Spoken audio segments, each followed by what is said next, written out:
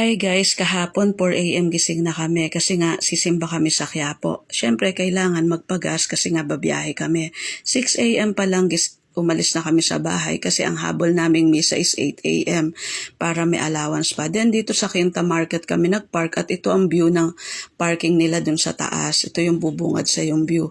Walking distance lang pala yung pinagparka namin which is Quinta Market to Quiapo Church. First time namin magiinang makakasimba or makakapasok dito sa church na to. Kaya sabi ko sa mga anak ko, mag-ready sila, mag-wish sila kasi nung araw, yun yung sinasabi ng matatanda. Pag first time mo raw nakapasok sa simbahan, mag-wish ka raw. Ayun, tapos ng misa, eto nga ang bumungad sa amin sa labas. Ang dami palang mabibili dito. Pero syempre hindi na kami namili. Nakakaaliw lang talagang sobrang daming makikitang bilihin. Naghahanap kasi kami ng makakainan dahil hindi nga kami nakapag-breakfast.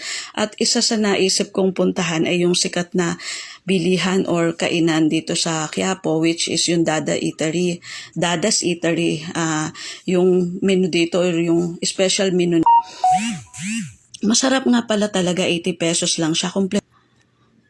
May puset, merong chicharon bulaklak. Nag-order na rin ako ng halo-halo. 80 pesos pareho yung halo-halo at palabok kapag umorder ka.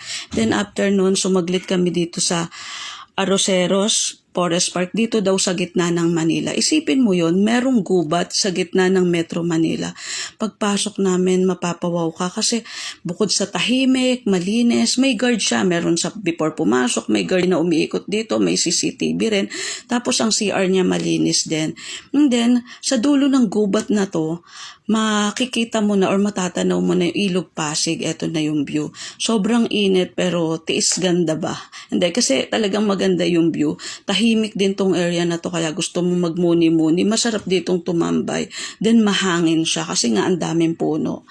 Ayan. After nito, saglit lang, nagpicturan lang kami, tapos gala-gala, tambay. Napansin ko rin dito sa Forest Park, yung mga puno nila may bilang. Kahit yung maliliit na puno, meron talagang number. Siguro para bilang